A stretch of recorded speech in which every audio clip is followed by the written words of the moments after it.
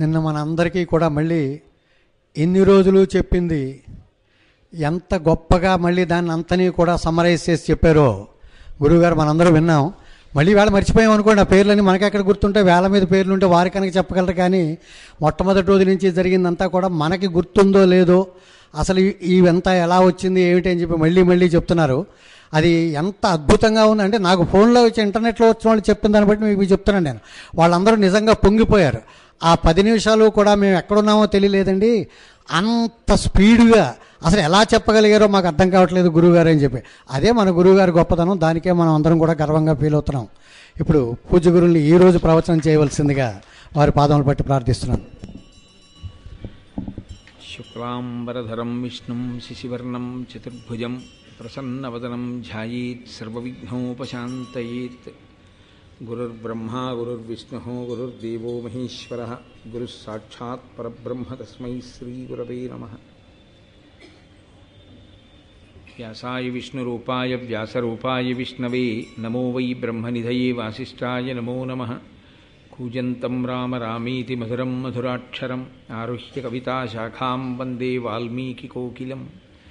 శ్రుతిస్మృతిపురాణానాం ఆలయం కరుణాలయం నమామి భగవత్పాదశంకరం లోకశంకరం.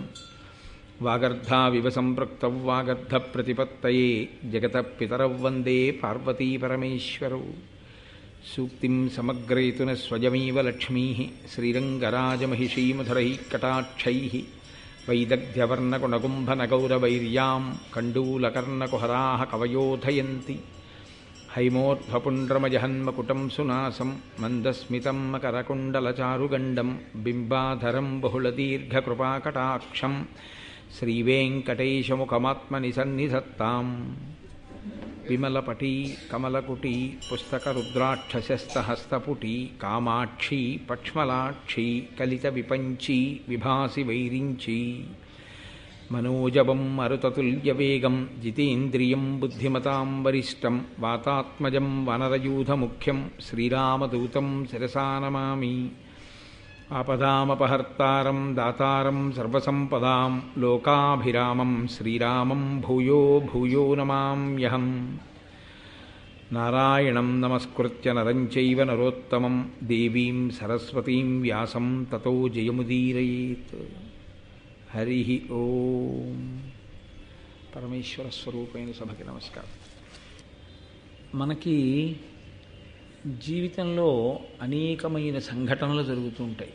అసలు యథార్థములకు జీవితమే సంఘటనల యొక్క పరంపర. అయితే వెనక్కి తిరిగి చూసుకుని ఈ సంఘటన ఇలా ఎందుకు జరిగి ఉండి ఉంటుంది, ఈ సంఘటన జరిగిన తరువాత నేను ఎంత జారుడు మెట్ల మీద నిలబడి ఉన్నాను. నిజంగా ఏదో పరమేశ్వరానుగ్రహం ఉండి రక్షింపబడ్డాను, కానీ నేను ఈ సంఘటనలని అలా కొనసాగిస్తే ఏ స్థాయికి కింద పడిపోయి ఉండేవాణ్ణో అనేటటువంటి అభిప్రాయం ఒకరికి ఏర్పడింది అనుకోండి, వాడు వెంటనే మళ్ళీ మెట్లెక్కడం ప్రారంభించినవాడు అని గుర్తు. అటువంటి సింహావలోకనం ఏమీ లేదనుకోండి, వాడు జారుడు మెట్ల మీద నిలబడి కిందకి వెళ్ళిపోతున్నవాడు అని గుర్తు. ఒకవేళ అలా సింహావలోకనం చేసుకున్నా, అయ్యా ఇది ఇలా ఎందుకు జరిగి ఉంటుందండి అని అడగడానికి శాస్త్రం తెలుసున్నవాడు, విషయాన్ని శాస్త్రీయమైన కోణంలో విచారణ చేసి చెప్పగలిగినటువంటి వాడు అలా చెప్పడమే తప్ప చెప్పడం వెనక స్వార్థం లేనివాడైనటువంటి ఒక వ్యక్తి దొరకడం అంతకన్నా కష్టం. ఒకవేళ ఇలా రెండూ కలిసి వచ్చాయనుకోండి, అది వాళ్ళిద్దరితో పోయే విషయం కాదు. అది యుగాలతో సంబంధం లేకుండా జీవకోటిని తరింపచేసేటటువంటి ఒక గొప్ప సంఘటనగా చరిత్ర యందు మిగిలిపోతుంది. లేదనుకోండి, అవి ఎప్పుడూ ఒక సంఘటనల పరంపరగా వ్యష్టి స్థాయిలో, అంటే ఒక వ్యక్తి స్థాయిలో అలా ఉండిపోతాయి. నేను ఏ మాటలు ఇప్పుడు మీతో ప్రస్తావన చేశానో ఆ మాటల్ని నేను కథాపరంగా విశ్లేషించవలసి వస్తే, జనమేజయుడు సర్పయాగం చేశాడు. సర్పయాగం ప్రారంభం చేసినప్పుడు జనమేజయుని యొక్క అభిప్రాయం ఏమిటి? నీ చేస్తున్నది ఒప్పు, మా నాన్నని అంత కఠినంగా చంపినటువంటి ఆ తక్షకుణ్ణి సంహరించడం తక్షకుని వంశంలో పుట్టినటువంటి సమస్తమైన ఆ పాముల్ని చంపడం ఎంత మాత్రమూ దోషభూయిష్టం కాదు, కాబట్టి నేను చంపేస్తాను అన్నాడు. ఆయన యాగం చేస్తాను అన్నప్పుడు తప్పయ్యా అలా యాగం చెయ్యకూడదు అన్నవాడు ఎవరైనా ఉన్నాడా జనమేజయుడితో? ఎవ్వరూ లేరు. లోకంలో తీరు ఎలా ఉంటుందంటే, మహారాజు మనసులో దీని యందు ప్రీతి ఉన్నది అన్న అభిప్రాయం ఉంటే సాధారణంగా దాన్ని అనుసరించే మాట్లాడతారు. మంత్రులు ఆ సర్పయాగం చెయ్యమని ప్రోత్సహించారు. వాస్తుశాస్త్రం చెప్పాడు ఒక్క ఆయన మాత్రం. ఒక పురాణజ్ఞుడు యాగశాల నిర్మాణంలో దోషం ఉంది, అందుకని ఈ యాగం ఆగిపోతుందని చెప్పాడు. అది కూడా ఒక బ్రాహ్మణుడి కారణంగా ఆగిపోతుంది అని చెప్పాడు. ఆయన పట్టించుకోలేదు జనమేజయుడు. మనము అంతే, వ్యక్తిగత సౌకర్యము, ఆ తర్వాత మనకుండేటటువంటి ఆవేశకావేశములనేటటువంటి పెనుగాలియందు శాస్త్ర ప్రమాణములు కొట్టుకుపోయేటట్టుగా వదిలిపెట్టేస్తాం. దానికి అందరి నోటి వెంట వచ్చే మాట ఒకటే, ఏం పర్వాలేదులేండి అని విడిచిపెట్టేస్తాం. జనమేజయుడు అదే అన్నాడు, ఏం పర్వాలేదులేండి. ఎందుకు పర్వాలేదులేండి అంటే, శాస్త్రమా, శాస్త్రధిక్కారము జరిగేటట్టుగా క్రతువు జరుగుతున్నప్పుడు చెయ్యడానికి అక్కడ సంభారములు చేయించేవాళ్ళు ఎంత గొప్పవాళ్ళైనా అది నిలబడుతుందా అంటే, శాస్త్రధిక్కారము చేస్తే నిలబడదు, నిరూపించారు. ఆస్తిక మహర్షి వచ్చారు, సర్పయాగం ఆగిపోయింది. నిన్నను నేను మీతో కొన్ని పద్యాలు మనవి చేశాను, ఆస్తిక మహర్షి చదివినటువంటి పద్యాలు. అందులో ఆయన ఒక్కొక్క పద్యంలో ఒక్కొక్క విషయాన్ని స్పృశించాడు. ముందు పరీక్షిత్తుని పొగిడాడు, తర్వాత ఆయన వ్యక్తిత్వాన్ని, జనమేజయుని యొక్క వ్యక్తిత్వాన్ని పొగిడాడు. ఏ కోణంలో? యాగాలు చెయ్యడం, బ్రాహ్మణుల్ని ఆదరించడంలో ఆయన ఎంత గొప్పవాడో చెప్పాడు. తరువాత ఏం చెప్పాడు? లోకంలో అనేక యాగములు జరిగాయి, అందులో సర్వోత్కృష్టమైన యాగములు ఏవి చెబుతూ జనమేజయుని యాగం గురించి కూడా చెప్పాడు. నాలుగవసారి మాట్లాడుతూ జనమేజయుడు ఆ యాగం చెయ్యడం చేత అగ్నిహోత్రుడు ఎలా ప్రీతి చెందుతాడు, తరువాతి కాలంలో అగ్ని వలన ఆయన ఎటువంటి సంపత్తి పొందాలని తాను ఆశీర్వచనం చేస్తున్నాడు, ఈ విషయాలు చెప్పాడు. ఒక్క విషయంలో మాత్రం స్పష్టంగా నువ్వు చేస్తున్నటువంటి ఈ యాగము వలన లోకమునకు ఉపయోగం కలుగుతోంది అని ఎక్కడా చెప్పలేదు. అసలు యాగము యొక్క ప్రధానమైన లక్షణం ఏదైనా ఉంటే రెండుంటాయి అందులో. యజమాని ఉండి యజమాని ఒక ప్రయోజనము కొరకు చేస్తే ఇహము, ఇక్కడేదో ప్రయోజనం నెరవేరుతుంది. దశరథుడు చేస్తే రాముణ్ణి కన్నాడు. పరము, ఇక్కడ ప్రయోజనం కొరకు కాదు అని చేస్తే ఊర్ధ్వలోకాల్లో నివసించగలిగినటువంటి గొప్ప శక్తిని యాగము కృప చేస్తుంది. ఈ రెండూ కాదు, లోకశాంతి. అసలు భారత ప్రారంభంలో జనమేజయుడు అటువంటి యాగంతో ప్రారంభం భారతం. లోకోపకారము కొరకు అందరూ బాగుండాలని చేసేటటువంటి యాగము. ఇప్పుడు జనమేజయుడు చేసేటటువంటి యాగం ఈ మూడిటిలో ఎందులోకి వస్తుంది? ఈ మూడిటిలో ఎందులోకి రాదు. ఇహము లేదు, పరము లేదు, లోకోపకారము లేదు. మిగిలినది ఏమిటయ్యింది? కక్ష. కక్ష కొరకు యాగము చెయ్యొచ్చా? ఇన్ని చేసిన నీ అనుభవం ఏమైనట్టు? ఇన్ని చేశానంటున్నావు, ఇంతమంది బ్రాహ్మణుల్ని ఆదరించానంటున్నావు, ఇంతమంది బ్రాహ్మణుల దగ్గర విషయములను తెలుసుకున్నానంటున్నావు, ఇన్ని యజ్ఞాలు చేశావు, ఇంత పరిపాలన చేశావు. తుదకు నీ మనసు యొక్క వ్యగ్రతకి లొంగిపోయావు. లొంగిపోయి ఆ యాగం దేని కొరకు చేస్తున్నావంటే, ఎప్పుడో మీ నాన్నని కరిచినటువంటి ఒక పాము యొక్క ఉద్ధతిని మనసులో స్మరణ చేసి మొత్తం పావుల్ని చంపడానికి యాగం చేస్తున్నావు. పోనీ అదైనా నీ అంత నీకుగా కలిగిన సంకల్పమా? కాదు. ఉదంకుడొచ్చి ప్రచోదనం చేశాడు అటువంటి యాగం చెయ్యమని. ఉదంకుడు ఎందుకు చెయ్యాలి? ఆయన కోపం ఆయనకుంది. తక్షకుడు ఎప్పుడో ఆయనకు అడ్డొచ్చాడు. ఆ గురుపత్ని పౌష్య మహారాజు గారి యొక్క భార్య కుండలములను తెస్తుంటే ఆయన అపహరించి తీసుకెళ్ళి ఇబ్బంది పెట్టాడు అని. కాబట్టి భూతదయ లేకుండా చేసేటటువంటి యాగం ఏ ఫలితాన్ని ఇస్తుంది? కాబట్టి ఆప్ చేసేయి అన్నాడు. చాలా గొప్ప విషయం ఏమిటంటే, లోకంలో తనకి తట్టకపోయినా పెద్దలు చెప్పినప్పుడు వినగలగడం. ఇదొక్కటి లేకే రావణాసురుడు పాడైపోయాడు. ఇదొక్కటి లేకే దుర్యోధనుడు పాడైపోయాడు. ఇదొక్కటి ఉండడం చంద్రవంశంలో పాండవుల యొక్క ఆస్తి. వాళ్ళకి తట్టకపోవచ్చు, కానీ కృష్ణుడు చెప్తే వింటారు పాండవులు. అలా జనమేజయుడు కూడా విన్నాడు. విని ఉత్తర క్షణంలో యాగాన్ని ఆప్ చేసేయండి అన్నాడు. ఇప్పుడు యాగం ఆప్ చేసేసిన తర్వాత అది ఒక సంఘటనగా జనమేజయుడు విడిచిపెట్టి ఉంటే వైశంపాయనుడు భారతం చెప్పడం. నేను మీతో మనవి చేసింది అది. ఎవరు జీవితంలో జరిగినటువంటి సంఘటనని పరిశీలనం చేసుకొని దాని వలన ధార్మికమైనటువంటి ఆర్తి కలిగి ధర్మము పట్ల అనురక్తి కలిగి ఒక మహాపురుషుడి పాదములు పట్టుకొని దానికి ఉపశాంతిని కోరుతాడో అటువంటి వాడికి ఒక మహాపురుషుడు దొరికి జవాబు చెప్తే వాళ్ళిద్దరి మధ్య జరిగినటువంటి సంభాషణ లోకానికంతటికీ ఉపకారం చేస్తుంది. ఇక్కడ జనమేజయుడికి ఒక్కసారి విచారణా స్థితికి వెళ్ళాడు. అసలు నేను ఎందుకు చేశాను ఈ యాగం? నిజమే, ఆస్తికుడు చెప్పిన దాంట్లో ఏం దోషం ఉంది? కేవలం కక్షతో చేశాను.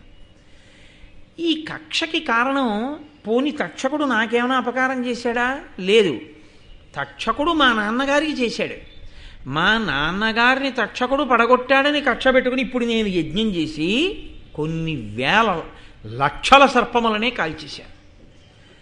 మనిషి మనసులోకి కక్ష అన్నది ప్రవేశిస్తే అంతకుముందు విన్నవి, అంతకుముందు చదువుకున్నవి, అంతకుముందు నేర్చుకున్నవి ఎంత విచిత్రంగా కొట్టుకుపోయారా.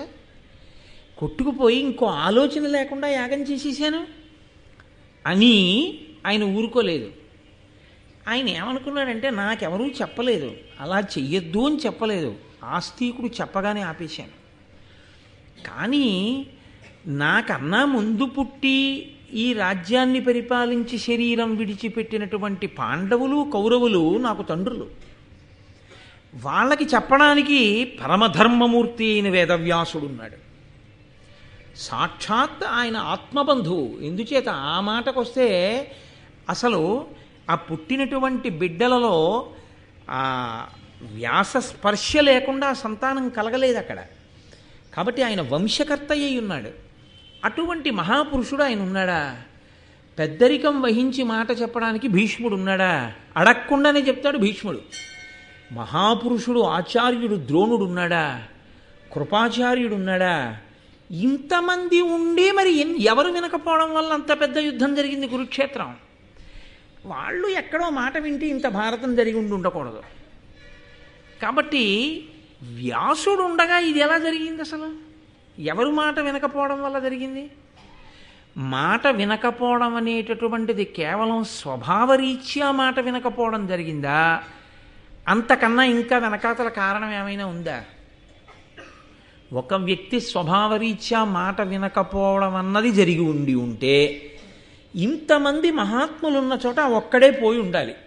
అలా పోలేదు. ఇనపరసనంతటినీ అయస్కాంతం ఆకర్షించినట్టు మొత్తం దుష్టశక్తులన్నిటినీ దుర్యోధనుడు ఆకర్షించాడు. దేవతాశక్తులన్నీ ఈశ్వరుడి ముందు నించున్నట్టు దేవతాశక్తుల యందు ఆవిర్భవించిన వారందరూ పాండవుల వైపుకి వెళ్ళారు. దేవతాశక్తులున్న వాళ్ళైనా మాట వినాలిగా వ్యాసుడు చెప్పినప్పుడు. మరి పాండవులు ఎందుకు వినలేదు? వీళ్ళిద్దరికీ యుద్ధం ఎందుకు జరిగింది అసలు కురుక్షేత్రంలో? ఆస్తికుడు చెప్పగానే నేను విని యజ్ఞం ఆపినట్టు వీళ్ళు కూడా భీష్ముడి మాటో, ద్రోణుడి మాటో, వ్యాసుడి మాటో, విదురుడి మాటో, అంతటి ధర్మాత్ములందరూ సభలోనే ఉన్నారు. కొత్తగా ఎవరినో అడగవలసిన అవసరం లేదు, ఎక్కడి నుంచో తెచ్చుకోవలసిన అవసరం లేదు. ఇవాళ నా అదృష్టం కొద్దీ వ్యాసుడు ఉన్నాడు సభలో అడగడానికి. అప్పుడు వాళ్ళకి ఆ ఇబ్బంది ఏం లేదు. ఎప్పుడూ ఉంటాడు భీష్ముడు, ఎప్పుడూ ఉంటాడు ద్రోణుడు, ఎప్పుడూ ఉంటాడు కృపుడు, ఎప్పుడూ ఉంటాడు విదురుడు. ఉన్నవాళ్ళు వాళ్ళు ఏదో తినేసి ఉత్తినే కూర్చోరుగా. వాళ్ళు ఎప్పుడూ ధర్మం మాట్లాడుతూనే ఉంటారు. అది బహుశా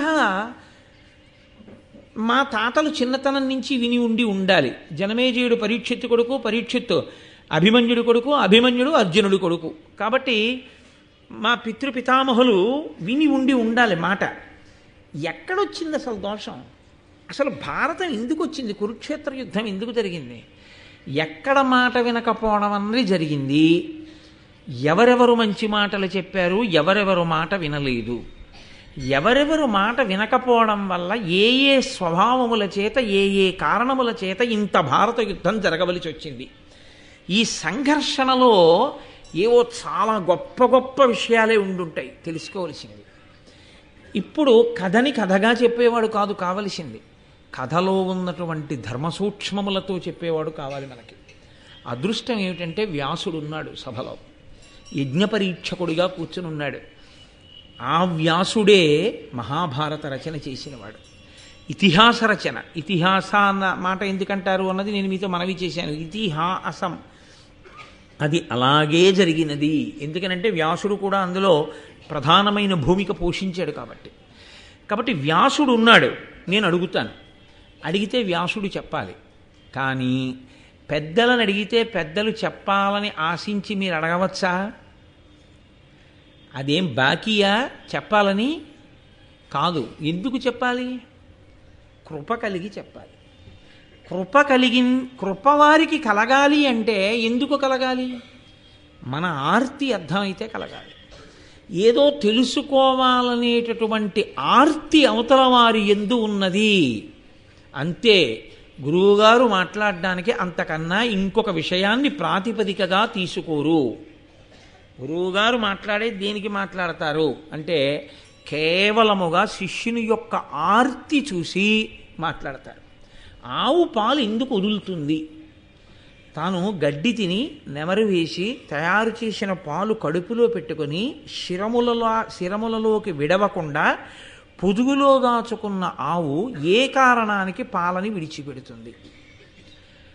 ఆకలితో ఉంది దూడ అని గుర్తేమిటంటే పలుపు విప్పగానే పరుగెత్తుకెళ్ళి పొదుగులో 2 గుద్దులు గుద్దితే చాలు విడిచిపెట్టేస్తుంది. పొదుగులో 2 గుద్దులు గుద్దిన దూడకి పాలు విడిచిపెట్టకుండా ఉండలేని ఆవులా ఆర్తితో పాదములు పట్టుకున్నటువంటి శిష్యుడి వంక చూసి చెప్పకుండా ఉండలేక గురువు చెప్తాడు. కాబట్టి నాకిక్కడ వ్యాసుడు ఉన్నాడు, నా ఆర్తి ఆయనకు అర్థమైతే చాలు మాట్లాడతాడు. లేకపోతే ఆయనకి మాట్లాడవలసిన అవసరం లేదు, ఆయన చిరునవ్వు నవ్వి వెళ్ళిపోతారు. కాబట్టి ఇప్పుడు వ్యాసుడు మాట్లాడడం అంటే నా ఆర్తి అర్థమైతే మాట్లాడాలి. నా ఆర్తి అర్థమైతే మాట్లాడేస్తాడనుకోకూడదు. ఆయన ఎవరో నాకు అర్థమైందని కూడా ఆయనకు అర్థం అవ్వాలి. ఆయన యందు నా యొక్క పూజ్య భావన ఆయనకు అర్థమైంది అన్న విషయం కూడా స్పష్టము కావాలి. కాబట్టి ఈ కోణంలో జనమేజయుడు అడుగుతున్నాడు. లేకపోతే భారతాన్ని వైశంపాయనుడు చెప్పవలసిన అవసరం లేదు. మీరు ఏదైనా సరే ఒక గొప్ప గ్రంథం కానీ ఒక గొప్ప చరిత్ర కానీ ఆవిష్కరింపబడుతుంటే దానికి కారణమేది అన్నది తెలుసుకుంటే ఒక ప్రయోజనం ఉంటుంది. మనం కూడా జీవితంలో అలా ఊంచుకోవడం అలవాటు అవుతుంది. ఎందుకని అంటే తప్పు చెయ్యనివాడు, చెయ్యకుండా ఉండగలిగినవాడు, అసలు ఏ తప్పు చెయ్యకుండా నా జీవితం ఉంది అన్నవాడు చాలా కష్టం. ఏదో తప్పు అజ్ఞానం చేతనో అమాయకత్వం చేతనో తెలిసో ఎక్కడో జరుగుతుంది. కానీ దానిని విచారణ చేసుకుని కనుక నేను దీన్ని పట్టుకోకూడదు అని బాగా ప్రతిజ్ఞ చేసుకుని నిలబడగలిగిన వాడే దిద్దుకోగలిగినవాడు. లేకపోతే ఏదో ప్రతిదాన్ని చాలా చులకనగా తీసుకుంటూ పెద్ద విషయం ఏముందని కాకతాళీయము అంటారు. అలా కాకతాళీయంగా తీసుకున్నారనుకోండి, అలాంటి వారికి జీవితంలో ఎన్ని విననివ్వండి, ఎన్ని జరుగుతూ ఉండనివ్వండి, ఎన్ని చూస్తూ ఉండనివ్వండి, ఏమీ వరగదు. కొత్తగా మార్పు రాదు. ఎందుకు రాదు అంటే ఒక్కటే కారణం, వాళ్ళు ఆగి వెనక్కి చూడరు, విన్నదాన్ని తమ జీవితానికి సమన్వయం చేసుకోరు. ఈ 2 ఎక్కడ ఉండవో అక్కడ అభ్యున్నతి ఉండదు. అందుకే గురువాక్యము అన్నది ఎటువంటిది అంటే గురువాక్యము వర్షం లాంటిది. శిష్యుడు ఎటువంటి వాడు అంటే మట్టిలో ఉన్న విత్తనం అయితే మొలకెత్తుతుంది, రోటి మీద పడి ఉన్న విత్తనం అయితే మొలకెత్తదు. వాన నీరు ఒకవేళ రోటి గుంతలోకి చేరి అందులోకి విత్తనం తడిసి నానుతూ ఉండిపోయినా ఆ విత్తనం మొలకెత్తదు. ఎందుకంటే ఒక్కటే కారణం, అది బండరాతి మీద ఉన్నది కాబట్టి మొలకలెత్తదు. దానికి సహజంగా మెత్తని మట్టిలో అది లేదు. అదే మట్టిలో ఉన్నటువంటి విత్తనం మీద ఒక్క చినుకు చాలు మహావృక్షమై కూర్చుంది.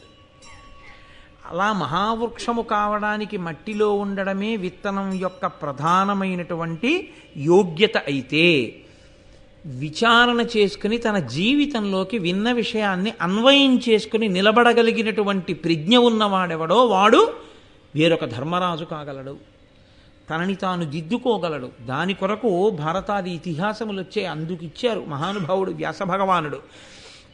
ఇది నేను చెప్పకపోతే ఎలా సమన్వయం చేసుకుంటారు వాళ్ళ జీవితాన్ని, ఎలా వాళ్ళని వాళ్ళు దిద్దుకుంటారు? అందుకిచ్చారు.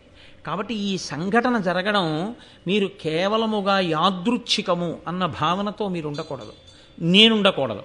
అసలు మహాభారతమునందు ఈ సంఘటన జరగడమే, జనమేజయుడికి అటువంటి ఆలోచన రావడమే మనకందరికీ కూడా సంస్కార భిక్ష పెట్టింది భారతం.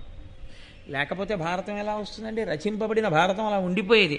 ప్రవచనంగా మారింది ఎప్పుడు అంటే ఇదిగో జనమేజయుడి ఈ ప్రశ్న వేశాక ప్రవచన రూపాన్ని భారతం పొందింది. అప్పటి వరకు భారతానికి ప్రవచనం లేదు, అది గ్రంథ రూపంలో ఉంది. అలాగే ఉంటే ఎవరికి వాళ్ళు చదువుకోవాలంతే. ప్రవచన రూపంలోకి ఎప్పుడు మారిందంటే ఇదిగో జనమేజయుడు వేదవ్యాసుని యొక్క పాదములు పట్టుకుని ఈ ప్రశ్న అడగడం ప్రారంభం చేస్తే అప్పుడు ఆ మహాభారతం ప్రవచన రూపంలోకి మారింది. కాబట్టి అయ్యో నిజంగా ఆస్తిక మహర్షి వచ్చి రక్షించింది పావుల్నా, ఆస్తిక మహర్షి వచ్చి రక్షించింది నన్ను రక్షించాడు, నాకు అమృతం పెట్టాడు. లేకపోతే ఎంత పాపం చేసుకుంటూ పోదునో, ఎంత కక్షతో ఈ యాగం చేద్దునో, చివరికి ఏమి సాధించానని నేను అనుకోవాలి. అలా కాకుండా నన్ను రక్షించాడు మహానుభావుడు. ఇది ఆయన మనస్సులో ఉన్న మాట. కాబట్టి ఆయన సభలో ఉన్నటువంటి వేదవ్యాసుణ్ణి చూసి పరమబ్రహ్మనిధిన్ పరాశరసుతున్ బ్రహ్మర్షి ముఖ్యున్ దయాపరు కౌరవ్య పితామహున్ జనహిత ప్రారంభు కృష్ణాజినాంబరు నీలాంబుదవర్ణ దేహు అనురూపప్రాంశు ఉద్యద్దివాకర రుక్పింగ జటాకలాపు గత రాగద్వేషు నిర్మత్సరున్. వ్యాసుడన్న మాట ఒక్కటే వదిలిపెట్టేసి, ఆయన పేరు విడిచిపెట్టేసి జనమేజయుడి గుండెలో వ్యాసుణ్ణి తీసుకొచ్చి చెప్తున్నారు మనకి. జనమేజయుని గుండెలో వ్యాసుని పట్ల ఉన్న పూజ్య భావన. ఒక గురువుగారి దగ్గర కూర్చున్న శిష్యునికి అభ్యున్నతి ఎప్పుడు అంటే గురువుగారి మీద ఆ పూజ్య భావన ఉంటేనే. ఆ పూజ్యభావన గురువుగారి మీద లేని నాడు అది శిష్యుడికి కొత్తగా ఏమీ తీసుకొచ్చి ఇవ్వదు, ఆయనకేమీ ఆర్ద్రత కల్పించదు, సంస్కార బీజములను నాటలేదు. అందుకే పేరు విడిచిపెట్టేశాడు. అసలు విడిచిపెట్టేసి వ్యాసుని గొప్పతనాన్ని స్మరిస్తున్నాడు జనమేజయుడు. పరమబ్రహ్మనిధిన్, సాక్షాత్తు పరబ్రహ్మమే రాశీభూతమై నా కన్నుల ఎదుట కూర్చుని ఉంది. పరాశరసుతున్, పరాశర మహర్షి యొక్క కుమారుడు. బ్రహ్మర్షి ముఖ్యున్, బ్రహ్మర్షులలో ముఖ్యమైనవాడు. దయాపరున్, ఇందుకు కదూ మాట్లాడాలి, దయ కలిగినవాడు. కౌరవ్య పితామహున్, కురువంశమునకంతటికీ కూడా పితామహ స్థానమునందున్నవాడు. జనహిత ప్రారంభు, జనమునకంతటికీ కూడా హితమును కల్పించడము అనేటటువంటి మార్గమునందు అష్టాదశ పురాణములను వేద విభాగమును చేసి లోకానికి 4 మంచి మాటలు చెప్పి జనాన్ని మంచి మార్గంలోకి మళ్లించడం అనేటటువంటి ప్రక్రియని ప్రారంభం చేసిన మహాపురుషుడు. కృష్ణాజినాంబరు, కృష్ణాజినం కట్టుకుని ఉన్నవాడు.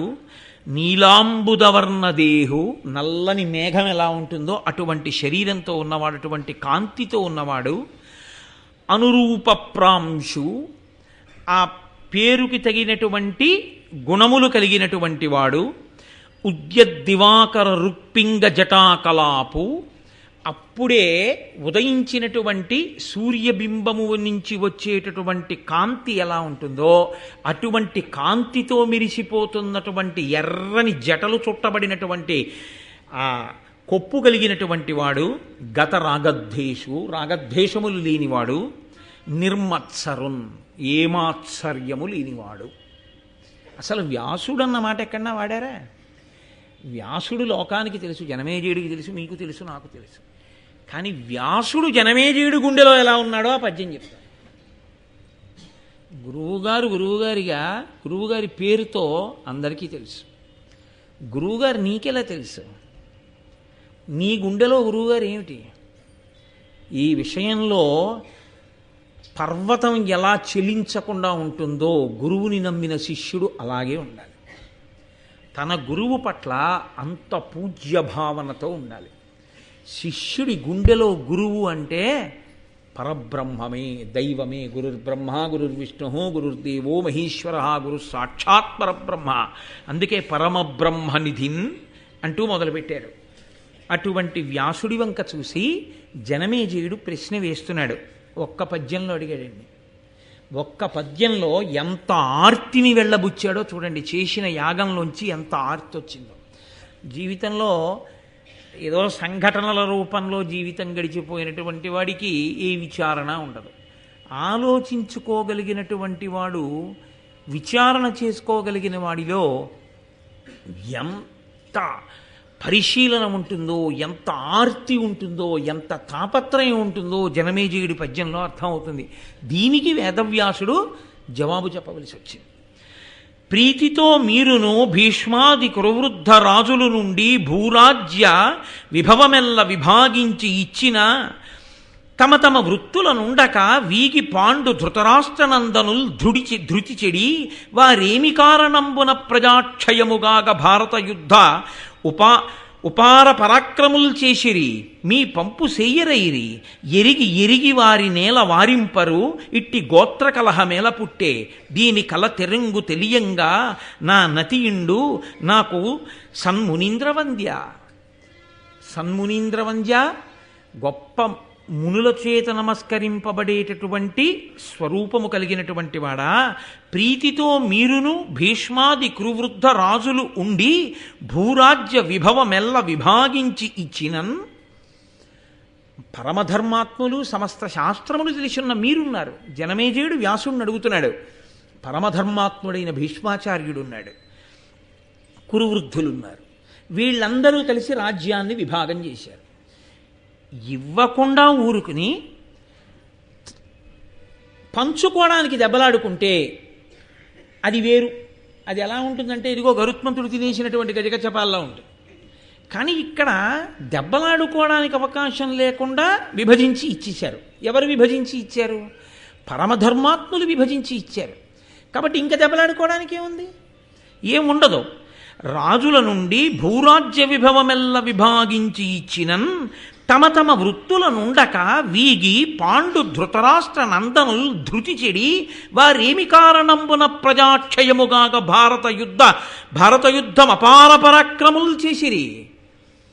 వాళ్ళిద్దరికీ ఇచ్చేసిన తర్వాత మళ్ళీ ఆ రాజుల్ని కూడా తీసుకుని ఆ దుర్యోధనుడు ఈ రాజుల్ని కూడా తీసుకుని పాండవులు కురుక్షేత్ర యుద్ధభూమికి ఎందుకు వెళ్ళారు? మీ మాట విని ఎవరికిచ్చిన రాజ్యం వాళ్ళు ఎందుకు పరిపాలించలేదు? వాళ్ళు ఎందుకు దెబ్బలాడుకున్నారు? అంటే తాను మాట వినడం వల్ల ఎంత గట్టెక్కేశాడో లోపల గుర్తొస్తోంది. కాబట్టి అసలు ఎందుకు వాళ్ళు యుద్ధం చేస్తే ఎందుకంత ప్రజాక్షయం అయిపోయింది? ఎందుకంతమంది చచ్చిపోయారు? భారత యుద్ధం అపార పరాక్రములు చేసిరి మీ పంపు సెయ్యరైరి. మీరు చెప్పిన మాట వాళ్ళు ఎందుకు వినలేదు? ఎరిగి ఎరిగి వారి నేల వారింపరు ఇట్టి గోత్ర కలహమేల పుట్టే. బంధువుల్లో ఇంత కలహం ఎందుకు వచ్చింది? వాళ్ళని ఎవరూ ఆపలేకపోయారా? దీని కల తెరంగు తెలియంగా అనతియుండు నాకు సన్మునీంద్రవంద్య. ఇవన్నీ నాకు తెలుసుకోవాలనుంది. కాబట్టి నాకు అసలు ఈ గొడవలు ఎందుకు వచ్చాయి, ఎందుకు మాట వినలేదు మీ వంటి పెద్దలు ఉండగా? ఎంత అంటే పెద్దల మాట విని ఉంటే అన్నదొకటి జనమేజయుడిలోకి వచ్చిందా లేదా? జరిగిన సంఘటనల వల్ల చాలండి, గట్టెక్కిపోయాడు అంతే. జనమేజయుడి జీవితంలో తెలియక తప్పు చేయడం తప్పు కాదు, తెలిసున్నవారు చెప్పినప్పుడు దిద్దుకోవడం గొప్ప. అది వచ్చేసింది జనమేజయుడికి. ఇది మా పూర్వీకులు ఎందుకు చేయలేదని వేస్తున్నాడు ప్రశ్న. ఇప్పుడు ఈ ప్రశ్న అడిగితే మహానుభావుడు వ్యాసుడు నోరు విప్పి ఒక్క మాట మాట్లాడలేదు. ఆయన వైశంపాయనుడి వంక చూసి అన్నాడు, నువ్వు చెప్పు అన్నాడు. ఏం అలా ఎందుకనాలి అంటే ఆయన మహాభారత రచన చేసి కూర్చోబెట్టుకుని మొట్టమొదట తన శిష్యులకి చెప్పాడు.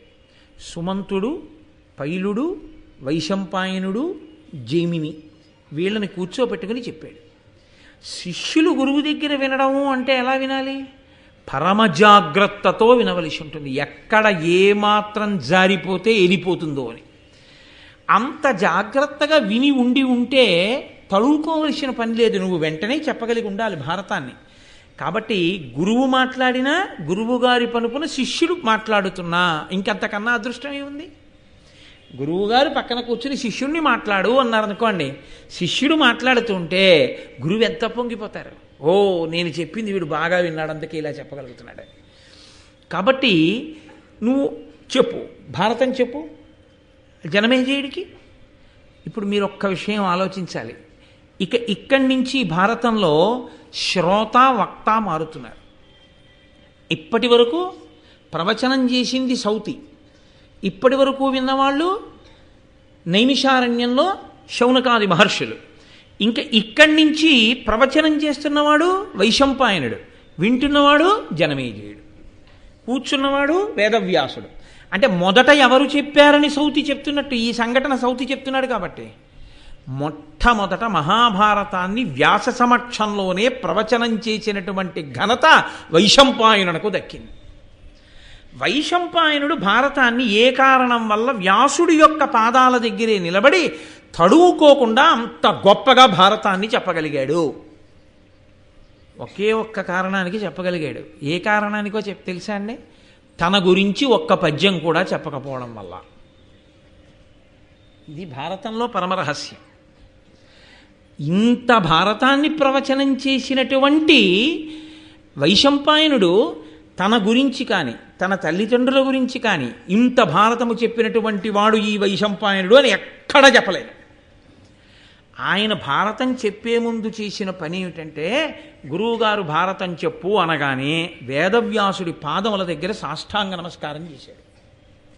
చేసి, గురువర్యా మీరు ఆనతిచ్చారు అంటే కార్యం జరిగిపోయినట్టే, ప్రవచనం చేస్తాను, మీరు శాసించినట్లే భారతం చెప్తాను.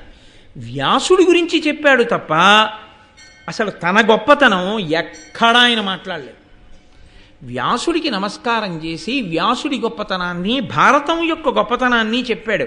సంక్షేపంగా ఒక్కసారి మహాభారతాన్నంతటినీ చెప్పేశాడు. చెప్పేసి ఆర్తి కలిగిన శిష్యుడైతే ప్రశ్న వేస్తే వివరణ చెయ్యాలి. వేదవ్యాసుని యొక్క గొప్పతనాన్ని చెప్పాడు. మహానుభావుడయ్యా ఈ వ్యాసుడు.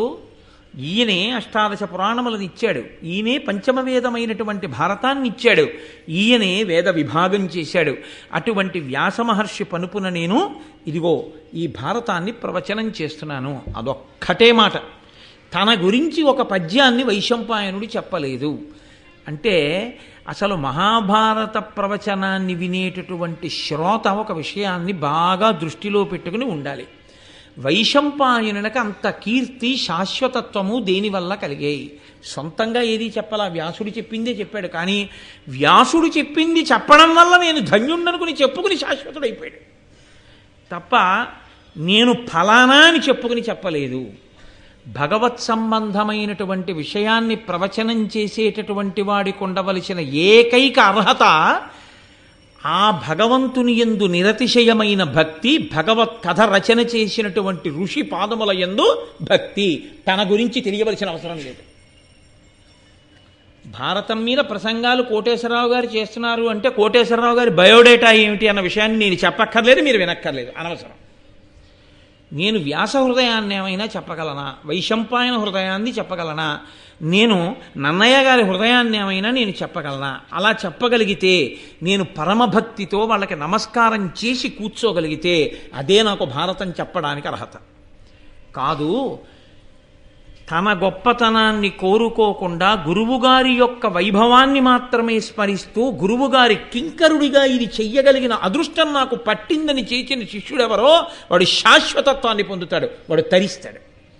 తప్ప ఇది నేను చేస్తున్నాననేటటువంటి అహంకార స్పర్శ తగిలితే, గురువు ఎంత గొప్పవాడైనా గురువు పక్కన నువ్వు చేరినా నీవు ఆ అభ్యున్నతిని పూర్ణంగా పొందలేవు. ఇది వైశంపాయనుడు మనకి నిరూపించి చూపించాడు మహాభారతంలో. వైశంపాయనుడే అంత వినయంగా మాట్లాడితే, అంత భారతం చెప్పగలిగిన వాడు ఏ సభలో ఎక్కడ మీరు మీ బయోడేటా చెప్పుకుని మీ క్వాలిఫికేషన్లు, మీ గొప్పతనాలు, మీ బిరుదులు, మీ అక్కర్లేనితనాలు చెప్పుకుని అందుకు నేను భారతం చెప్తున్నానని మీరు చెప్పగలరా? మాకు చెప్పండి. ఇవి ఏం చెప్పి వైశంపాయనుడు చెప్పాడు? అది చెప్పడానికి నువ్వు చదువుకున్న చదువా కారణం? ఒక్క నాటికి కాదు. ఏదైనా అనుగ్రహం అంటూ ఉంటే అది కేవలం పరదేవతానుగ్రహం, కృష్ణానుగ్రహం, వ్యాసానుగ్రహం, కవిత్రయం యొక్క అనుగ్రహం. ఆ భావన లోపల పెట్టుకుని చెప్పిన నాడు, ఆ భావనతో విన్ననాడు గురువు యొక్క అనుగ్రహం పరిపూర్ణంగా కలుగుతుంది.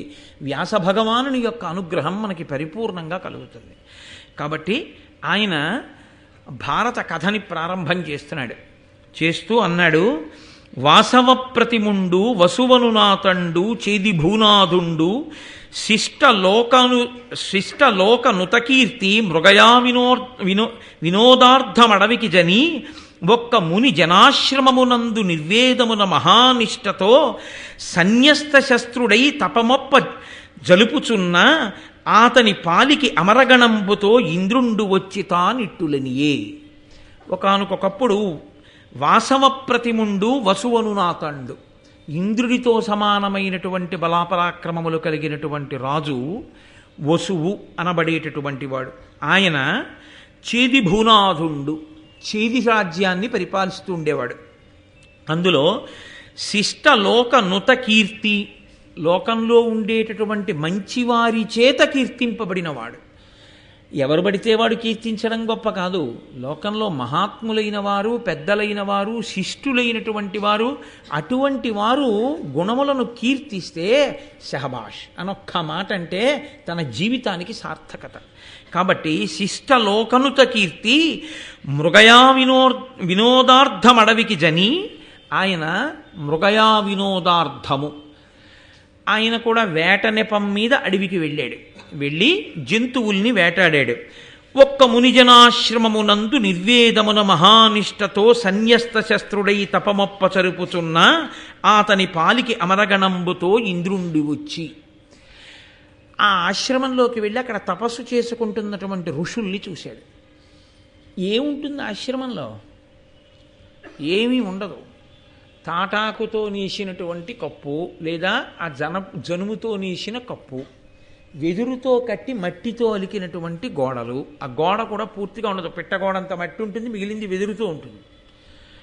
కర్రతో చేసినటువంటి ఒక ఆచమన పాత్ర, ఏదో కొద్దిగా కావలసినటువంటి సంభారములు, ఇన్ని పువ్వులు, ఇన్ని పత్రాలు, కాస్త తేనె, 4 పళ్ళు, ఇన్ని దుంపలు తప్ప ఇంకా ఏది అక్కడ భోగ వస్తువు ఉన్నది ఏది ఉండదు. మనం లోకంలో ఇది ఉంటే మనకి సుఖంగా ఉంటుందని మనం ఏమనుకుంటామో అవేమీ అక్కడ ఉండవు. ఎన్ని ఉన్నా సుఖశాంతులు లేని మనం ఉంటాం, ఇవేవీ లేకుండా శాంతిగా ఆయన ఉంటాడు. అంతే తేడా. అందుకే అన్నీ ఉన్నవాడు శాంతి కోసం అక్కడికి వెళ్తుంటాడు. కాబట్టి ఇప్పుడు రాజుకి నిర్వేదం ఎందుకు కలిగింది? ఒక్క మునిజనాశ్రమమునందు నిర్వేదమున మహానిష్టతో సన్యస్త శస్త్రుడై తపమొప్పజలుపుచున్న ఆతని పాలికి అమరగణంబుతో ఇంద్రుండు వచ్చి తానిట్టులనియే అనవలసిన అవసరం ఏమిటి?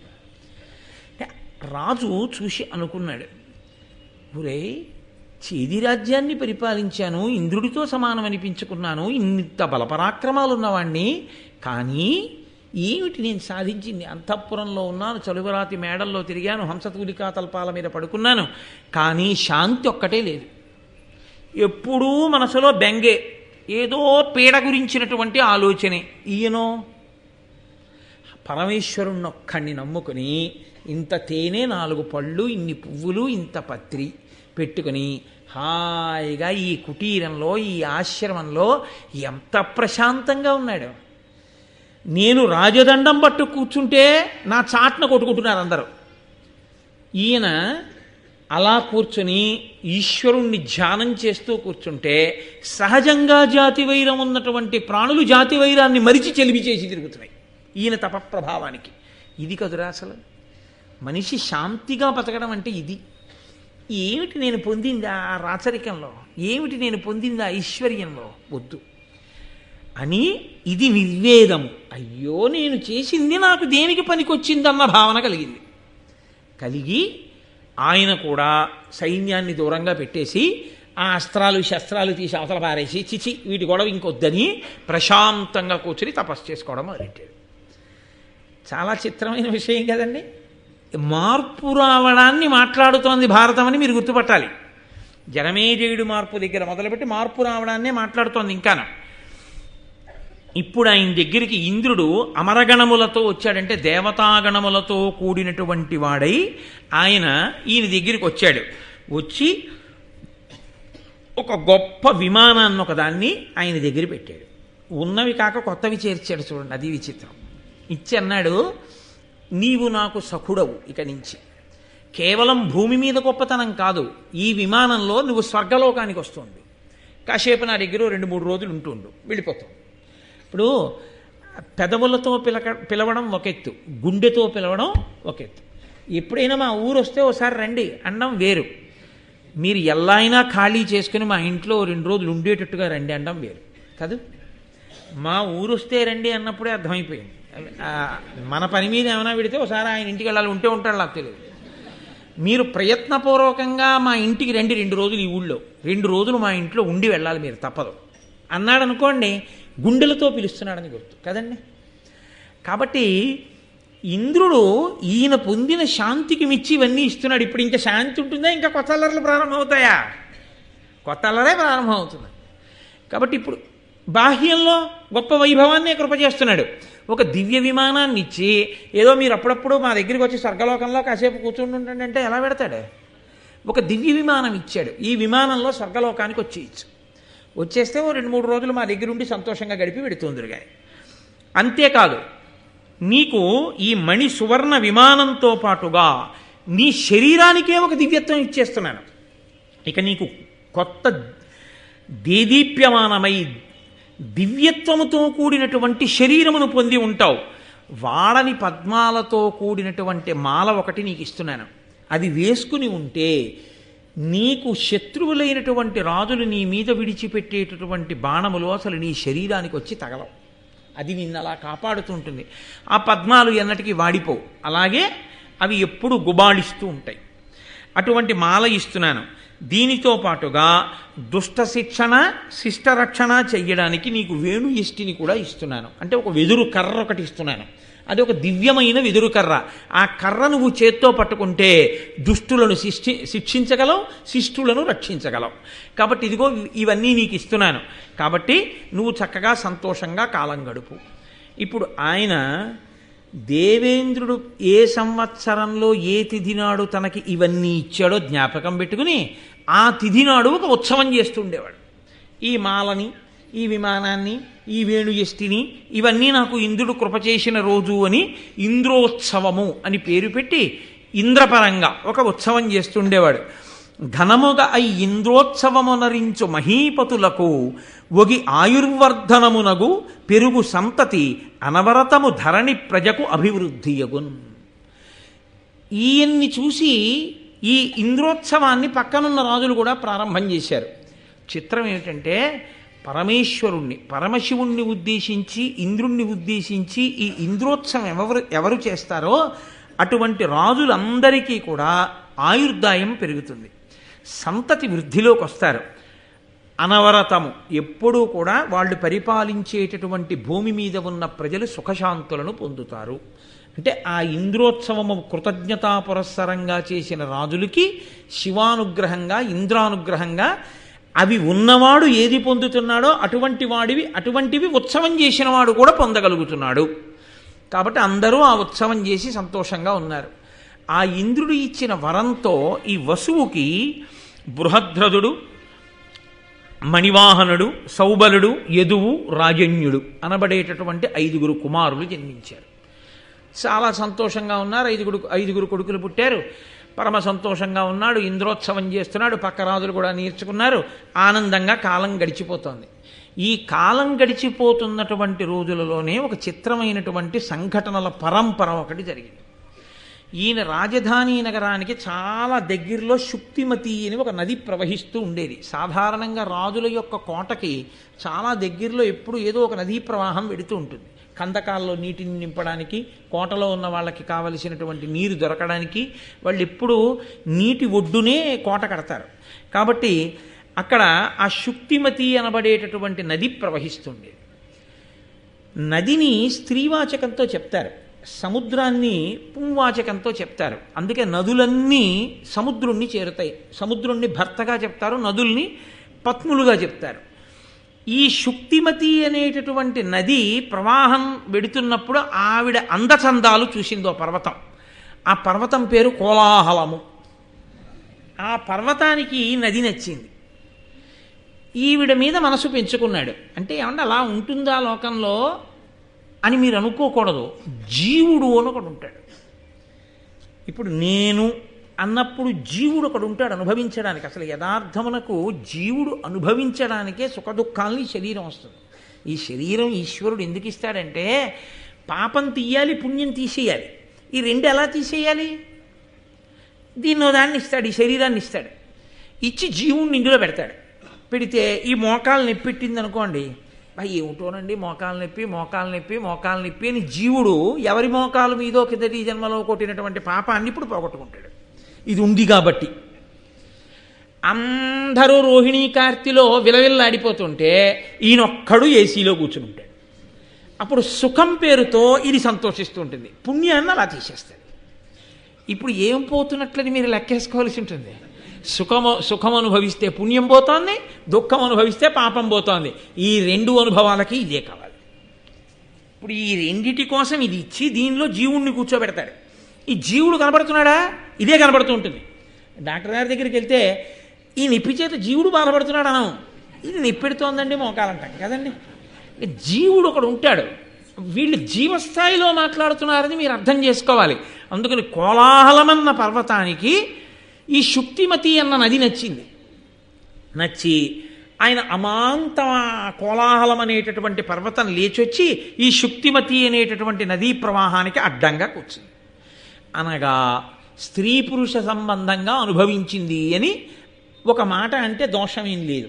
కానీ బలాత్కారముగా ఆ నదిని అనుభవించింది ఆ కోలాహలం అనేటటువంటి పర్వతం. ఆ శుక్తిమతి అన్న నది పొందినటువంటి పరితాపాన్ని రాజు అర్థం చేసుకున్నాడు. రాజు అంటే ఎవరు? క్షితినాథుడు. లోకంలో ఏ జీవుడికి బాధ కలిగినా ఆయన రక్షించాలి. అందుకని ఆయన వెళ్ళి తన కాలుతో తన్నాడు ఆ కోలాహలం అన్న పర్వతాన్ని. అది ఎగిరి ఎక్కడో పడిపోయింది. ఆయనంతటి బలవంతుడు. ఆయన పేరు వసువు. కానీ ఆయన ఇంద్రుడిచ్చిన విమానంలో పైన తిరుగుతూ ఉంటాడు కాబట్టి ఆయన్ని ఉపరిచర వసువు అని పిలిచారు, పైన తిరిగే వసువు అని. ఆ ఉపరిచర వసువు కాలుతో తంతే కోలాహలం అన్న పర్వతం వెళ్ళి ఎక్కడో పడింది. అంటే మీరు ఇందులో ఒక విషయాన్ని బాగా గమనించాలి. ఏదో కథ కింద వినడం కాదు. రాజు అనగా ఎంత ధర్మాన్ని పాటించి ప్రాణుల యొక్క గొప్పతనాన్ని చూస్తూ ఉంటాడో, సమస్త ప్రాణుల యొక్క క్షేమాన్ని రాజు ఎలా చూడాలో చెప్తోంది. కాబట్టి ఎవరో నోరున్న మనిషి కాడు. నదికి ఆపదొస్తే ఆ పర్వతాన్ని తన్నాడు. కానీ ఆ పర్వతం ఈ నదితో సంగమించినటువంటి కారణం చేత ఆ నదికి ఓ కొడుకు పుట్టాడు, ఓ కూతురు పుట్టింది. వాళ్ళు మనుష్య శరీరంతో పుట్టారు. ఇది ఈశ్వరాజ్ఞ. దీనికి కారణం ఏమిటి అన్నది నేను మీకు బాగా అర్థం కావలసిన స్థితి ఒకటి వస్తుంది. అక్కడ నేను మీకు చెప్తాను. మహాభారతం ధర్మమే మాట్లాడుతుంది ఎప్పుడు. ఇప్పుడు ఆ పుట్టినటువంటి కొడుకు పేరు సుపదుడు, ఆ పుట్టినటువంటి ఆడపిల్ల పేరు గిరిక. ఆ నది అంది మహానుభావుడు అదిగో ఆ ఉపరిచరవసు వచ్చి కాలుతో తన్నాడు కాబట్టి ఆ కోలాహలం అన్న పర్వతం ఎక్కడో పడింది. నాకు అదిగో ఆ కోలాహలం అన్న పర్వతం వల్ల ఓ కొడుకు కూతురు పుట్టారు. వీళ్ళని రాజుకు అప్పచెప్పేస్తానని రాజుకి ఇచ్చేసింది కానుకగా.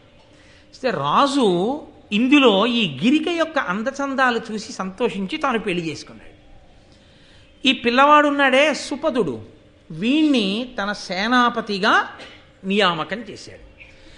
ఇప్పుడు శుక్తిమతి నదికి పుట్టినటువంటి కొడుకు ఉపరిచర వసువు యొక్క సేనాపతి. శుక్తిమతి నదికి కోలాహల పర్వతానికి పుట్టినటువంటి కూతురు గిరిక ఉపరిచర వసువుకి భార్య.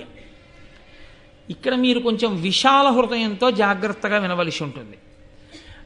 లేకపోతే వ్యాస భగవానుడికి నన్నయ్య గారికి ఇంత చాలా తక్కువ స్థాయిలో రచన చెయ్యవలసిన అగత్యం పట్టిన వాళ్ళు కారు వాళ్ళు అన్న పవిత్ర హృదయంతో వినవలసి ఉంటుంది.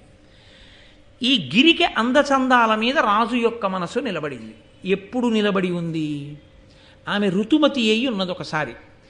అప్పుడు ఈయన పితృదేవతలు పిలిచి, ఉపరిచర వసువు యొక్క పితృదేవతలు పిలిచి, నీ భార్య ఋతుమతి అయి ఉన్నది, అందుకని నీవు వెళ్ళి ఆమెకి మాంసాహారమును తెచ్చి పెట్టు అన్నారు. నేను దాపరికం లేకుండా ధర్మాన్ని మాట్లాడవలసి వస్తే మీతో ఒక విషయాన్ని నేను ప్రస్తావన చేయవలసి ఉంటుంది. బ్రహ్మచర్యము అని శాస్త్రంలో ఒక మాట. ఈ బ్రహ్మచర్యము అన్నది గృహస్థాశ్రమ ప్రవేశాత్ పూర్వ బ్రహ్మచర్యము ఒకటి ఉంటుంది. గృహస్థాశ్రమ ప్రవేశం తర్వాత కూడా బ్రహ్మచర్యం ఉంటుంది. ఎలా ఉంటుంది అంటే సంతానమును పొందడం అనేటటువంటిదే ప్రధానమైన ప్రయోజనం గృహస్థాశ్రమానికి.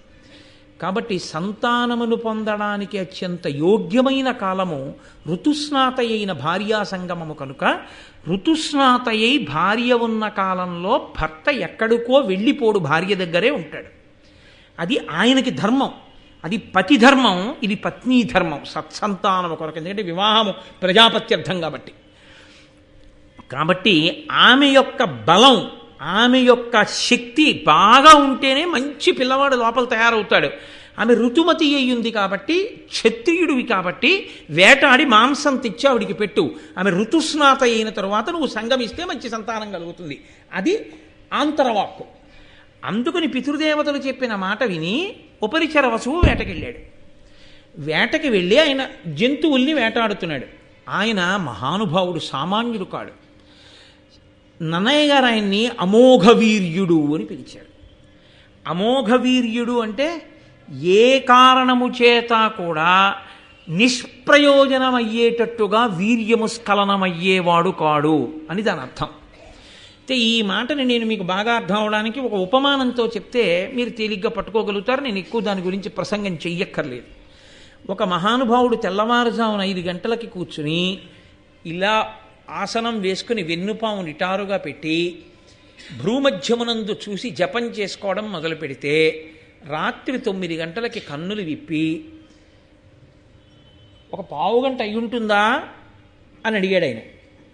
అడిగితే తెల్లవారుజామున 5 గంటలకు కూర్చున్నారు మీరు జపానికి, ఇప్పుడు రాత్రి 9 అయింది అంటే మీరు 16 గంటలు జపం చేశారు, మీరు పావుగంట అయిందా అని అడుగుతున్నారు. అంటే ఇప్పుడు ఇది నాకెలా ఉంటుంది నాలాంటి వాడికి? అమోఘం రా మహానుభావుడు, 16 గంటలు అసలు కూర్చున్నవాడు కూర్చున్నట్టు ఇలా ఎలా ఉన్నాడు జపం చేస్తూ? అంతసేపు కూర్చుని పైగా పావుగంట అయిందా అని అడిగాడా? అలా ఎలా ఉండిపోయాడండి ధ్యానంలో అని ఆయన గురించి నేను ఆలోచించినప్పుడు నా స్థాయిలో నాకు ఆయన్ని ఏమంటాను? మహానుభావుడండి బాబు, నిజంగా అలా ఎలా కూర్చున్నాడండి అంటాను. ఎందుకని? నేను అలా ఉండలేను కాబట్టి నాకు ఆయన మహానుభావుడు కదండి. నేను కూడా అలా ఉండగలను అనుకోండి, నేను 17 గంటలో 18 గంటలో కూర్చోగలను అనుకోండి.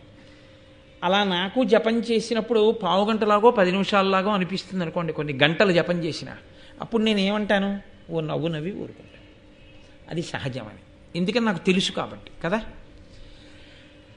అలా నిష్కారణముగా వీర్యము స్ఖలనమయ్యి ఆ వీర్యము ప్రయోజనము లేకుండా పతనమైపోవడం అనేటటువంటి అలవాటు లేని ఒక మహాపురుషుడి గురించి విన్నప్పుడు సామాన్యులకి అయ్యి బాబు అలా ఉంటుందా అనిపించవచ్చు, కానీ ఆయన అమోఘ వీర్యుడు అన్న మాటకు అర్థం అంతే. ఇప్పుడు మీరు పట్టుకోగలిగారు, అంతకన్నా ఇంకా నేను వ్యాఖ్యానం చేయక్కర్లేదు. కాబట్టి అట్టటి అమోఘ వీర్యుడైనటువంటి మహానుభావుడు ఉపరిచర వసువు వేటకి వెళ్ళాడు. ఋతుస్నాత అయిన భార్యా సంగమము ఆయన ధర్మం. అందుకని భార్య యొక్క అందచందాలని మనసులో తలుచుకున్నాడు. ఆమెని మనసులో తలుచుకోవడం ఉత్తమ పురుష లక్షణం. కేవలము భార్య యందు మాత్రమే కామము కలిగి ఉంటే ఆయన ఉత్తమ పురుషుడు అని గుర్తు. కాబట్టి ఇప్పుడు ఉపరిచర వసువు యందు దోషం పట్టడం ఎంత మాత్రమూ తప్పు కాదు. పైగా భార్య ఋతుస్నాత సంగమకాలం, అందుకని ఆయన భార్య అందచందాల్ని స్మరించాడు. హఠాత్తుగా వీర్యము స్ఖలనమైంది. ఆయన అమోఘ వీర్యుడు, అది నిష్ప్రయోజనము కారాదు. అందుకని చిరగని ఆకుదొప్పలోకి పట్టి దాన్ని ముడివేసి పెంపుడు డేగని పిలిచి, వేటకెళ్ళేటప్పుడు కుక్కల్ని డేగల్ని తీసుకెళ్తారు, పెంపుడు డేగని పిలిచి దాని మెడలో కట్టి పట్టుకెళ్ళి నా భార్యకి ఇచ్చేయి అన్నాడు. ఇప్పుడు ఈ డేగ వెళ్ళిపోతోంది. పావురాలు ఇవి పూర్వం పెంపుడు పక్షులు వెళ్ళే వీళ్ళకి, అది వెళ్ళిపోతోంది. ఆ వెళ్ళిపోతున్నటువంటి సమయంలో వేరొక డేగ చూసింది. దాన్ని చూసి దాని మెడలో వేలాడుతున్నటువంటి ఆ ఆకుపొట్లాన్ని మాంసఖండం అనుకుని ఆ డేగ ఈ డేగతో ఆ మాంసం కోసం యుద్ధం మొదలెట్టింది. ఈ రెండూ కలిసి కొట్టుకోవడంలో దాని మెడలో కట్టినటువంటి ఆ ఆకు దొప్పతో కూడిన పొట్లం పగిలిపోయింది. ఆయన అమోఘ వీర్యుడు కదండి, ఆయన సామాన్యుడు కాడు, మహాపురుషుడు. ఎట్టి పరిస్థితుల్లో అది దుర్వినియోగం అవ్వదు. ఇప్పుడు అది వెళ్ళి ఒక సరోవరంలో పడింది. ఆ సరోవరంలో పడినప్పుడు అందులో అద్రిక అనబడేటటువంటి ఒక చేప ఉంది. ఆ చేప ఎవరు? ఆవిడ ఒక అప్సరస. ఆవిడ ఉద్ధతితో ప్రవర్తిస్తే చతుర్ముఖ బ్రహ్మగారు శాపవాక్కు విడిచిపెట్టారు, నువ్వు ఇంత ఉద్ధతితో ప్రవర్తిస్తున్నావు కాబట్టి శాప వైపు అన్నారు. ఆవిడ వెళ్ళి ఆయన కాళ్ళ మీద పడింది, తప్పైపోయింది, నాకు ఎప్పుడు శాప విమోచనం అంది. సృష్టిలో ఎన్నడూ జరగని రీతిలో శాపవయ్యుండి కూడా ఇద్దరు మనుష్యులకి ఏనాడు జన్మనిస్తావో ఆనాడు నీకు శాప విమోచనం అన్నాడు. ఇప్పుడు చిత్రమైన సందర్భం ఒకటి జరిగి తీరాలి, లేకపోతే ఆవిడికి శాప విమోచనం జరగదు. ఇది వెనక నడిపించేవాడు ఒకడున్నాడు, బ్రహ్మగారి మాట నడుస్తోంది, ఈశ్వరుడు అన్నవాడొకడున్నాడు, వాడు నడిపిస్తున్నాడు ఇవన్నీ. ఇప్పుడు ఈ ఆకు దొప్ప పొట్లం చెరగడం వల్ల ఉపరిచర వసువు యొక్క వీర్యం 2 బిందువులు నీటిలో పడుతుండగా 2 చుక్కల్ని కూడా ఈ అద్రిక అనే చేప తలెత్తి ఏదో అనుకుని మింగింది. అది స్త్రీ శరీరంలోకి ప్రవేశించడంలో లోపల 2 బిడ్డలు పెరిగారు. ఈ చేప 10 నెలల తర్వాత మత్స్యకారులకు దొరికింది. అబ్బో ఎంత పెద్ద చేపో, ఎంత పెద్ద కడుపో అని ఆ చేప కడుపు కోసేశారు. ఎప్పుడైతే 2 మనుష్యులకు జన్మనిస్తుందో అప్పుడు ఆమెకి శాప విమోచనం. కాబట్టి అద్రిక నాకు 2 పిల్లలు పుడితే నేను మళ్ళీ అప్సరసనైపోవచ్చని ఆవిడ చూస్తోంది. ఆవిడ కడుపులోంచి ఒక మగపిల్లవాడు, ఒక ఆడపిల్ల పైకొచ్చారు. వచ్చిన మగపిల్లవాడి పేరు మత్స్యరాజు, ఆయన మత్స్యదేశానికి అధిపతి అయ్యాడు. ఆడపిల్ల పేరు మత్స్యగంధి, ఆమె ఎక్కడ నిలబడితే అక్కడి నుంచి యోజనం దూరం పాటు చేపల వాసన కొడుతుంటుంది. కాబట్టి ఆమెని మత్స్యగంధి అన్నారు. చేప కడుపులోంచి వచ్చింది కదండి. ఈ మత్స్యగంధిని మాత్రం దాశరాజు అనబడేటటువంటి వ్యక్తి, పడవలు నడిపేటటువంటి మత్స్యకారుల కుటుంబానికి చెందినటువంటి వాడు, ఆయన పిల్లని పెంచుకొని యమునా నది ఒడ్డున ఆమెను నించోపెట్టి వచ్చేపోయే యాత్రికుల్ని పడవలో యమున దాటించు అని చెప్పాడు. ఆ పిల్ల అక్కడ నిలబడి వచ్చే వాళ్ళని పడవ దాటిస్తోంది. దాటిస్తుండగా పరాశర మహర్షి వచ్చారు. పరాశర మహర్షి అంటే ఎవరు? వేదవ్యాసుని కన్న తండ్రి, మహానుభావుడు, శక్తి మహర్షి యొక్క పుత్రుడు. అంతటి మహాపురుషుడు తీర్థయాత్రకు వెళ్ళాడు.